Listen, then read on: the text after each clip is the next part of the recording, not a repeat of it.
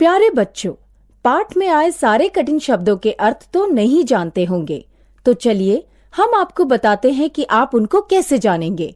पाठ में आए रंगीन शब्दों पर अपना कर्सर रोकिए। अर्थ आपके सामने है। समझ गए बच्चों? चलिए अब पाठ पढ़ते हैं। अणुव्रत। प्रस्तावना। हम व्रत का अर्थ आमतौर पर उपवास से लेते हैं। जैसे कोई कहता है आज मेरा व्रत है या आज मैं खाना नहीं खा रहा हूँ। व्रत का वास्तव में अर्थ है संकल्प, कोई काम करने का इरादा। जैसे कोई कह सकता है कि मैं संकल्प करता हूँ कि आज से अच्छी तरह पढ़ाई करूँगा। इसी प्रकार कोई कह सकता है मैंने व्रत लिया है कि देश की सेवा करूँगा। धर्म हमें जीवन का रास्ता दिखाते हैं। धर्म हमें प्रेम का संदेश देते हैं। धर्मों से हमें यह शिक्षा मिलती है कि हम परस्पर प्रेम का व्यवहार करें और जीवन में कोई गलत काम ना करें। ये बातें धर्म में उपदेश के तौर पर कही जाती हैं और धर्म हमें अच्छे काम के लिए संकल्प करने की प्रेरणा देता है। जैन धर्म भारत के प्रमुख धर्मों में से एक है। जैन धर्म के आचार्य मुनि कहलाते हैं और उनसे अपेक्षा की जाती है कि वे कठोरता से धर्म के संदेशों का पालन करें। इसके लिए मुनियों को व्रत लेना होता है और उसका पालन कठोरता से करना होता है। इस प्रकार के व्रत महाव्रत कहे जाते हैं। धर्म के अनुयायी अर्थात आम आदमी मुनियों की तरह कठोर अनुशासन का पालन नहीं कर सकते। इसके लिए अणुव्रतों का सुझाव दिया गया है। अणु शब्द का अर्थ है सबसे छोटा। ये छोटे व्रत हमारे जीवन से सीधे संबंध रखते हैं। इसके लिए हमें घोर तपस्या करने की आवश्यकता नहीं है, ना ही मुनियों की तरह कठोर अनुशासन का पालन करने की। अणुव्रत 5 हैं। पहला अहिंसा, दूसरा सत्य, तीसरा आस्ते, चौथा ब्रह्मचर्य और पांचवा अपरिग्रह। ये शब्द मुश्किल लगते हैं, लेकिन ये व्रत हमारे रोज के जीवन से संबंध रखते हैं। अहिंसा का मतलब है किसी जीव के प्रति हिंसा के भाव को त्यागना।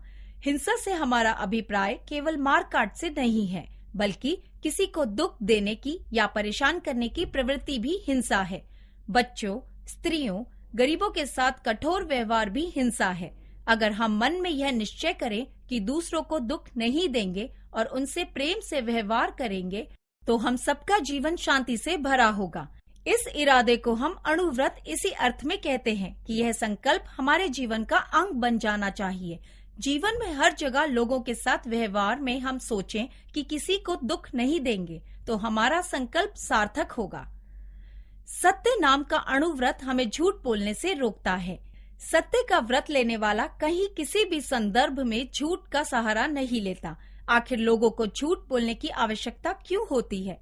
वही व्यक्ति झूठ बोलता है जो अपनी गलती छुपाना चाहता है। हम यह मानकर चलते हैं कि जानबूझकर गलती करना अपराध है या पाप है। इसका मतलब यह है कि जो व्यक्ति अनैतिक कार्य करता है वही हमेशा झूठ का सहारा लेता है।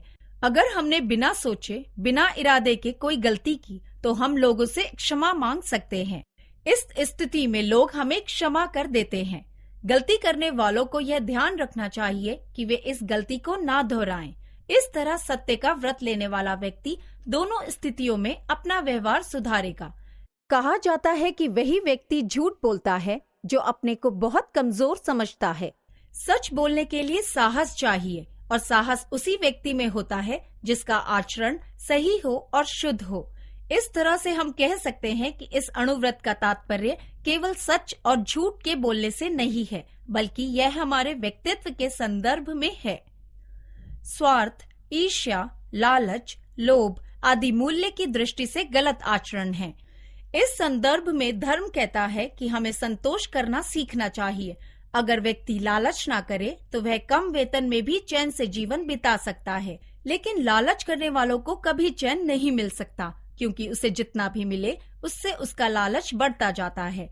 इस संदर्भ में आपने लालची मछुआरिन की कहानी पढ़ी होगी। मछुआरिन ने पहले खाना पीना मांगा, फिर घर मांगा, फिर राज्य मांगा और अंत में सूर्य को भी अपने वश में करना चाहा।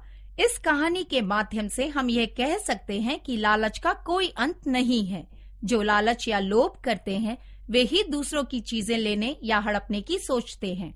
हम अक्सर समाचार पत्रों में पढ़ते हैं कि किसी गरीब ऑटो ड्राइवर ने अपनी गाड़ी में सोने के गहनों से भरा थैला देखा, फिर भी उसे पुलिस स्टेशन में जमा कर दिया।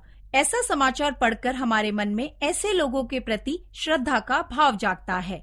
उस ड्राइवर ने सोना चांदी देखकर भी लालच नहीं किया, ना ही उसे चुराने का उसका मन किया। तीसरे अणुव्रत आस्ते का तात्पर्य यह है कि हम दूसरों की वस्तु का अपहरण ना करें, जो मिलना चाहिए वही लें और उससे ज्यादा का लालच ना करें। इस तरह जो मिलता है उसी में संतोष करें। हम आस्ते को अणुव्रत क्यों कहते हैं? अणुव्रत से हमारा तात्पर्य यह है छोटा व्रत या संकल्प, जिसका पालन हम जीवन के हर मोड़ पर करें। चोरी का अर्थ सिर्फ यह नहीं है कि कोई चाकू बंदूक ले, ताला तोड़कर घर में घुसे और सारा माल लेकर चंपत हो जाए। दूसरों की चीजें या वे चीजें जो अपनी नहीं है, उनके प्रति मोह के अवसर हमारे सामने कई बार आते हैं। कभी कक्षा में किसी की घड़ी या किसी का बटुआ पड़ा मिलता है, उसे देखते ही हमारे मन में यह भाव उठना चाहिए कि यह मेरा नहीं है, जिसका है उस तक मुझे इसे पहुंचाना है। लोग कार्यालयों में भी कभी कभी लालच कर जाते हैं। अपने लिए सरकारी गाड़ी का इस्तेमाल करना या बस में जाकर टैक्सी का पैसा लेना आदि भी चोरी ही कहलाएंगे, क्योंकि हम यहाँ वह पाना चाहते हैं जिस पर हमारा अधिकार नहीं। लालच की तरह चोरी का भी कोई अंत नहीं है। एक रोचक कहानी है। माँ ने बचपन में बच्चे को दूसरों के घर से चीजें चुराकर लाने का अवसर दिया। वह बड़ा होकर राजमहल में चोरी करते हुए पकड़ा गया। राजा ने उसे मृत्यु दंड दिया। तब उसने कहा कि यह दंड तो मेरी माँ को मिलना चाहिए, जिसने मुझे बचपन से चोरी करना सिखाया। यह कहानी सिर्फ यही बताती है कि छोटी चोरियां कभी रुकती नहीं हैं।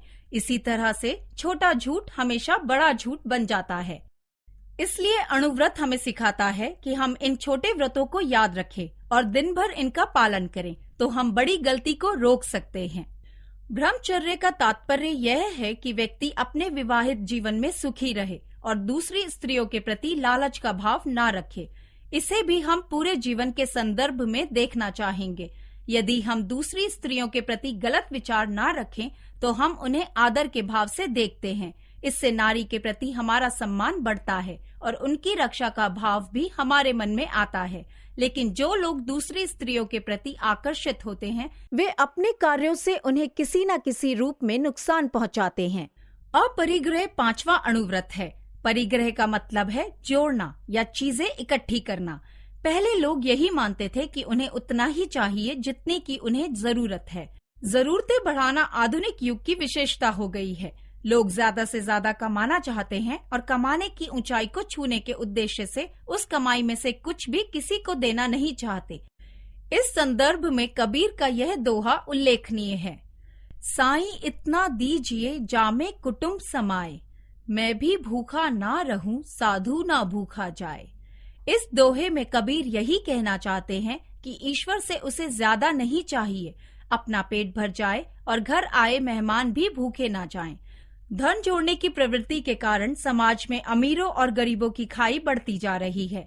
व्यक्ति ही नहीं बल्कि समाजों और देशों के बीच भी यह बात देखी जा सकती है। कुछ देश संपत्ति जोड़ने की होड़ में हैं और कुछ देश हमेशा से गरीबी में पिसते जा रहे हैं। संचय करने वाला व्यक्ति हमेशा अपनी सुख सुविधाओं का ध्यान करता है और दूसरों की परेशानी के प्रति उसका ध्यान ही नहीं जाता। मानवता की मांग यह है कि हम अपने ऊपर अनावश्यक खर्च ना करें और जरूरतमंद लोगों के प्रति संवेदनशील रहे। अपरिग्रह का यह अणुव्रत हमें इसी संदर्भ में सचेत करता है कि हम जोड़ने की प्रवृत्ति छोड़ें और संवेदनशील बने। अगर हम ज्यादा जोड़ने से बचें, तो हमारा पैसे के प्रति मोह नहीं रहेगा। जिस व्यक्ति में पैसे का मोह न हो, वह पैसे का सबसे अच्छा उपयोग कर सकता है, अर्थात वही व्यक्ति दान पुण्य कर सकता है, दीन दुखियों की सहायता कर सकता है। इस तरह अणुव्रत हमारे जीवन में अच्छे मूल्यों की स्थापना करते हैं। यही धर्म का संदेश है। अणुव्रत की बात भले ही जैन धर्म में कही गई है, पर यह संदेश सभी धर्मों के लिए है, सारे मानवों के लिए।